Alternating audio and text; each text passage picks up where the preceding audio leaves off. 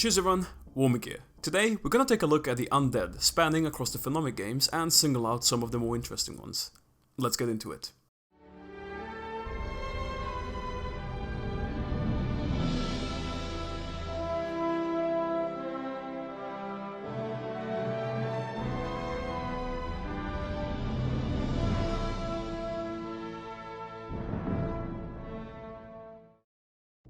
As the name suggests, the Undead are neither alive nor dead. Essentially, they are restless souls trapped between life and death, and this can happen for a few reasons. One would be that the souls themselves refuse to stay in the River of Souls and they return to the overworld to take care of unfinished business. These souls can be both humanoid creatures or animals who then take possession of corpses but also of items at times. Usually corpses though. It doesn't have to be their own corpse, just something that's dead already. The other way is by using necromancy, a type of black magic dedicated to resurrecting the souls of the dead. Over the years, people have noticed that the undead would make for pretty good soldiers on battlefields, considering that they are, well, undead, and you can have lots of them. So mages, especially powerful ones, saw this as a good opportunity to make use of. The amount of undead they control, as well as how powerful those undead were, depended on the power of the mage, but in any case, they would have creatures that would do whatever the necromancer wanted them to do. Now, to explain what kinds of undead they are, it's usually closely tied to their reason for being restless and returning to Ea. I'll be using the explanations for the undead found in SpellForce 1 for this, but the ones in SpellForce 2 are more or less the same, they just look a bit different. There's some new ones like animals there, but we don't know much about them apart from being, well, undead animals. So, skeletons are the most basic type of undead, and they're usually filled with hate and lust for destruction. While alive, they tended to be killers or something along those lines. They want to return solely because they didn't want to stop with what they were doing even after death. Zombies are similar, but their driving force is greed. They want more, whether that be more possessions or just simply more life. Ghouls are somewhat unique because they're actually living beings who submitted themselves to the undead hordes. At first, they would just fight alongside the undead, but eventually they feast on the rotten flesh of their prey and start transforming into ghouls.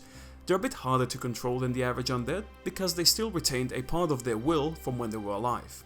Wraiths, similar to skeletons, are also filled with strong emotions of hatred, but theirs is more about revenge. The hatred is so strong in fact that it alone lets them manifest without needing a body to possess. They manage to form a very crude one on their own.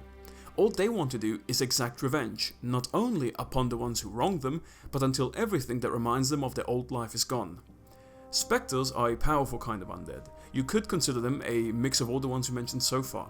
It can even happen that multiple restless souls form into one spectre, which is also why they can be a bit rarer to find.